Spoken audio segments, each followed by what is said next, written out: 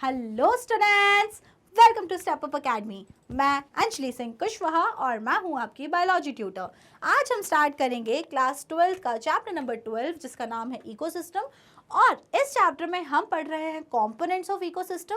तो आज इस पार्ट 2 वीडियो में हम पढ़ने वाले हैं first component of ecosystem, that is productivity. तो हमने अभी तक पढ़ क्या लिया था? There are 4 basic component of ecosystem: productivity, decomposition, energy flow and nutrient cycling. तो in this particular video we will gonna detail study about productivity. तो क्या होता है भैया प्रोडक्टिविटी? चलो देख लेते हैं। आपको पता है कि जो सनलाइट है, sunlight that is the only source of energy and light on this earth. Earth पर लाइट वाइट का जो भी सोर्स है वो तो सनलाइट है। कोई ये नहीं बोलेगा मैम मेरे घर में बल्ब है। अरे भैया बल्ब नहीं, जो main natural source of energy है इस पूरे अर्थ पे दैट इज द सन। तो सन से जो आने वाली एनर्जी है, सोलर एनर्जी है, सनलाइट है, क्या आप उसको ट्रैप कर सकते हो एज ए ह्यूमन या फिर मैं?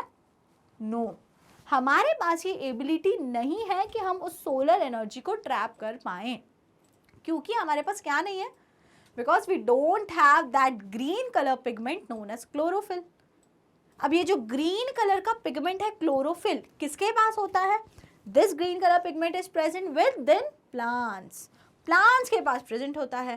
तो इसका सीधा सीधा मतलब यह है कि प्लांट सारी की सारी सोलर एनर्जी को ट्रैप करने का जो वे है, जो एक मतलब होना चाहिए कि उनके पास में एक मेथड है, वो सिर्फ और सिर्फ किसके पास है? प्लांट्स के पास है। आपके और मेरे पास में वो वे नहीं है। तो solar energy is the basic requirement for an ecosystem to function and sustain. तो सबसे पहली चीज किसी भी इकोसिस्टम को जो चाहिए होता है वो क्या होता है? That is the solar energy. Solar energy जो होती है वो बेसिक रिक्वायरमेंट होती है हर किसी इकोसिस्टम में जो नेसेसरी होती है। बिकॉज अगर सोलर एनर्जी नहीं होगी तो बेसिकली प्रोडक्टिविटी नहीं होगी, प्रोड्यूसर्स कुछ भी नहीं कर पाएंगे, प्रोड्यूसर्स कुछ नहीं कर पाएंगे तो कंज्यूमर्स, डिकम्पोजर सबकी डेथ हो जाएगी, कोई नहीं बचेगा। तो solar energy is the basic requirement of any of the ecosystem. Next, amount of biomass. Now what do you mean by biomass? Biomass, biomass का मतलब होता है ऑर्गेनिक मैटर। क्या बोल रहे हैं ये सब कुछ? हमारे नेचर में जो भी कुछ है वो है इनऑर्गेनिक मास। इनऑर्गेनिक, जैसे अगर मैं बात करती हूँ CO2, H2O, सनलाइट, क्लोरोफिल, ये सब कुछ क्या है? ये सब कुछ है इनऑर्गेनिक। इस इनऑर्गेनिक चीज़ों को कन्वर्ट करना पड़ता है ऑर्गेनिक सब्सटेंस में। जैसे कि क्या बनता है फोटोसिंथेसिस के थ्रू? C6H12O6 बनता है कि नहीं बनता है? और साथ में यहाँ पे एनर्जी भी रिलीज होती है।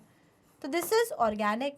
अब ये इनऑर्गेनिक से जो ऑर्गेनिक का कन्वर्जन होता है ये कौन कर पाते हैं? ये सिर्फ और सिर्फ प्लांट्स कर पाते हैं। हमारे तुम्हारे पास में ये एबिलिटी नहीं है। So this organic matter produced by plants, this organic matter produced by plant is referred to as biomass, is referred to as biomass। तो जितना भी ऑर्गेनिक मैटर जो प्लांट प्रोड्यूस करते हैं उसको हम लोग क्या बोलते हैं? बायोमास। तो you are clear with biomass? What do you mean by biomass? समझ आ गई कहानी? तो amount of biomass produced per unit area over a time period by plants during photosynthesis is called primary production। अब और भी कहानी है। कितने एरिया में, कितने यूनिट एरिया में, कितने टाइम में, हमने एरिया भी स्पेसिफाई किया प्लस हमने टाइम को भी कंसीडर किया। हमने जब बायोमास का प्रोडक्शन किसके रिस्पेक्ट में किया? In respect to area and time. कितने टाइम में, कितने एरिया में कितना बायोमास प्रोड्यूस हुआ है by the process of photosynthesis obviously. तो दिस टाइप ऑफ बायोमास या this type of production is known as primary production. So what do you understand by primary production? अच्छा, ये जो प्रोसेस होती है किसके थ्रू होती है? प्लांट्स और फोटोसिंथेसिस के थ्रू होती है। फोटोसिंथेसिस इतना तो सबको ही पता है, प्लांट्स में होता है क्या? फोटोसिंथेसिस होता है, ठीक है।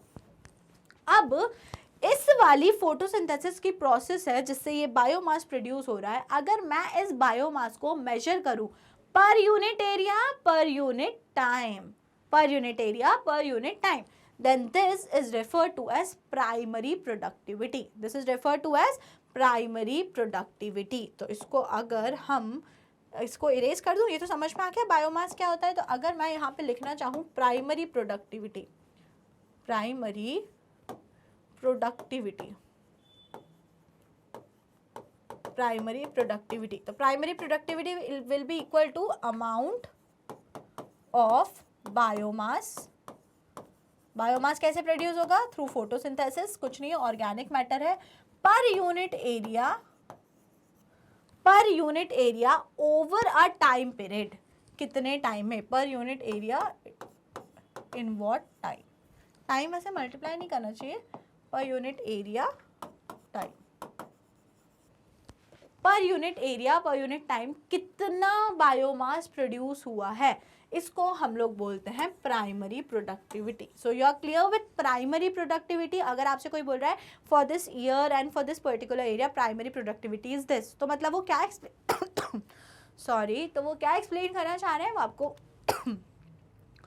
वो आपको ये एक्सप्लेन करना चाह रहे हैं कि इस पर्टिकुलर एरिया में फोटोसिंथेसिस के बाद कितना ऑर्गेनिक मैटर प्रोड्यूस हुआ है. क्लियर? चलो बढ़िया, आगे चलते हैं. Now it is expressed in weight gram to the power -2 और energy kilo calorie meter per square. Kilo calorie per meter square और gram to the power negative inverse बोलते हैं ना हम लोग, तो वही ये चीज़ वो है. तो अगर मैं बात करूँ वेट के टर्म्स में, आप बोलोगे तो बायोमास अमाउंट है, द अमाउंट, तो it will be gram, it will be expressed in gram. और अगर एनर्जी के टर्म्स में बोलो तो it will be in terms of kilo calorie, it will be in terms of kilo calorie. तो biomass को आप कैसे प्रोड्यूस करते हो, कैसे शो करते हो? Gram inverse square and energy kilo calorie metre inverse square. Now the rate of biomass production is called productivity. Now what is productivity? अगर आप इस बायोमास प्रोडक्शन को टाइम के साथ कंपेयर कर रहे हो, किसके साथ में कंपेयर कर रहे हो? टाइम के साथ में. जैसे अभी आपने देखा प्राइमरी प्रोडक्टिविटी, प्राइमरी प्रोडक्शन क्या था? Biomass produced per unit area per unit time, यही था ना, यही था एग्जैक्टली भैया. तो बायोमास प्रोड्यूस कितना हो रहा है एक एरिया और टाइम के कंपैरिजन में. तो अगर आप इस बायोमास प्रोडक्टिविटी को टाइम के साथ में कंपेयर करते हो, रेट निकालते हो उसका, तो it will be refer to as productivity. तो the rate of biomass production is called productivity. When normally biomass, amount of biomass is compared with time, it will be referred to as productivity. तो अगर मैं बात बोलूँ primary production है amount of biomass, अगर मैंने उसको टाइम के साथ कंपेयर कर दिया तो it will be refer to as primary productivity. It will be refer to as primary productivity. तो बायोमास को तो आप रिप्रेजेंट करते हो ग्राम इनवर्स स्क्वायर, और अगर आपको प्रोडक्टिविटी को एक्सप्रेस करना है तो उसमें टाइम और आ जाएगा. तो time always you consider a year, तो ईयर -1, ईयर इनवर्स. एंड अगर एनर्जी के फॉर्म में करना है तो kilo calorie metre inverse square and year -1. तो बायोमास का प्रोडक्शन इस तरीके, बायोमास प्रोडक्शन को रिप्रेजेंट करते हो वेट के टर्म्स में gram inverse square and energy के टर्म्स में kilo calorie metre inverse square. ठीक है, लेकिन अगर आपको प्रोडक्टिविटी शो करना है, मतलब in compare to with compare to time, और you are finding the rate, तो वहां पर ईयर इनवर्स भी आ जाएगा. साथ साथ में हम टाइम को भी कंसीडर कर लेंगे. ठीक है, समझ में आ गई बात? तो प्रोडक्शन और प्रोडक्टिविटी में क्या डिफरेंस है? Clear? Production is just the amount of biomass and productivity is when the amount of biomass is compared with respect to time, or you have just taken the rate of production, that will be referred to as productivity. Clear? So now the productivity is divided into two types: gross primary productivity GPP and net primary productivity NPP. The productivity is divided into two types: GPP gross primary productivity and net primary productivity. देख लेते हैं क्या difference होता है. Gross primary productivity क्या होता है? It is the rate of production of organic matter during photosynthesis. A considerable amount of GPP is used by plants for respiration. तो भैया सीधी सी बात है, जो भी टोटल अमाउंट प्रोड्यूस हुआ है ऑर्गेनिक मैटर, फोटोसिंथेसिस हुआ, और जितना भी total amount of organic matter produce हुआ है, मैं बोल रही हूँ फॉर एग्जांपल फोटोसिंथेसिस हुआ और इसने पूरे प्लांट ट्री ने फोटोसिंथेसिस करने के बाद 100 ग्राम टोटल बायोमास प्रोड्यूस करा, 100 ग्राम इनवर्स बायोमास टोटल प्रोड्यूस किया। और मैं इसको टाइम के साथ में कंपेयर कर रही हूँ, तो मैं यूनिट को बेटर ये लिखूँ तो ज़्यादा ठीक है, ग्राम इनवर्स स्क्वायर और ईयर इनवर्स। तो इतना टोटल बायोमास प्रोड्यूस हुआ है, तो ये क्या कहलाएगी, GPP, gross primary productivity. This is the actual amount produce. चलो ठीक है, बट सारा का सारा जो है वो दूसरों के लिए अवेलेबल थोड़ी हो गया। जितना भी प्रोड्यूस हुआ बायोमास, जितना भी बायोमास प्रोड्यूस हुआ, ये सारा का सारा दूसरों के लिए थोड़ी अवेलेबल हो गया। इसमें से कुछ तो भी प्लांट ने खुद भी तो यूज करा। तो फॉर एग्जाम्पल प्लांट ने 25 ग्राम -2 ईयर -1 इतना प्रोडक्टिविटी, इतना बायोमास प्लांट ने यूज कर लिया फॉर रेस्पिरेशन। किसके लिए? Used by plant for respiration. भाई उसको खुद को भी तो एनर्जी चाहिए ना, उसको खुद को भी तो ATP चाहिए, तो वो क्या तोड़ेगा? तो उसने जो प्रोड्यूस करा ऑर्गेनिक मैटर, उसने उसको ही यूज करा फॉर रेस्पिरेशन। समझ आई कहानी? ठीक है भैया, उसने इतना यूज कर लिया। तो अब नेट बचा कितना? So now what is net primary productivity? It is the available biomass for the consumption to heterotrophs, herbivores and decomposers. तो प्लांट के खुद के यूज के बाद अब दूसरे भी किसी भी हेटेरोट्रॉप के लिए कितना बचा हुआ है, जो भी रिमेनिंग है, that will be NPP, net primary productivity. तो NPP इज इक्वल्स टू, अगर मुझे निकालना है NPP, तो मैं किसके बराबर लिखूंगी? GPP, total minus respiration loss, total minus respiratory या रेस्पिरेशन लॉस। क्लियर? समझ आ गई पूरी बात? जल्दी से बोलो। NPP is gross primary productivity minus respiration losses, that is R। Respiration losses क्या है? Respiration losses is R। तो सी बहुत ही छोटी सी बात है। Gross primary productivity total biomass है जो प्रोड्यूस हुआ, ठीक है। नेट प्राइमरी प्रोडक्टिविटी क्या है? जितना बचा हुआ है। तो आप बोलोगे मैम टोटल में बचा हुआ क्यों? कहीं गया क्या बीच में थोड़ा सा? हाँ गया ना, जो भी टोटल प्रोड्यूस हुआ है उसमें से कुछ थोड़ा सा अमाउंट प्लांट ने खुद के लिए यूज करा फॉर रेस्पिरेशन। अब जो भी बचा है वो दे देगा सारा हेटेरोट्रॉप्स के लिए कि लो भाई, हेटेरोट्रॉप्स में हर्बीवोर्स, डिकम्पोजर्स, अब ये सारा कुछ तुम यूज करो। तो very small amount for respiration is use by plant itself, other remaining पूरा दे देते हैं किसको? हर्बीवोर्स को। And that remaining available biomass is referred to as net primary productivity. So you are clear? पक्का? तो नेट प्राइमरी प्रोडक्टिविटी, जो पूरी मुद्दे की बात है याद रखने की, net primary productivity is equals to gross primary productivity minus respiratory losses, clear? पक्का समझ आ गया? चलो नाउ सेकेंडरी प्रोडक्टिविटी। अब प्राइमरी प्रोडक्टिविटी तो क्लियर हो गई थी, the total biomass produced by plant, that is primary productivity. Now what is secondary productivity? It is the rate of formation of new organic matter by consumers. जो producers ने, जो plants ने पूरा biomass या organic matter बनाया था, that was primary productivity produced by producers. What is secondary productivity? Secondary productivity is the rate of formation of new organic matter by consumers. अब consumers जो organic matter produce कर रहे हैं, that is referred to as, उसको हम लोग क्या बोलते हैं? उसको हम बोलते हैं secondary productivity. तो primary productivity and secondary productivity में बिल्कुल भी कंफ्यूज नहीं होना है।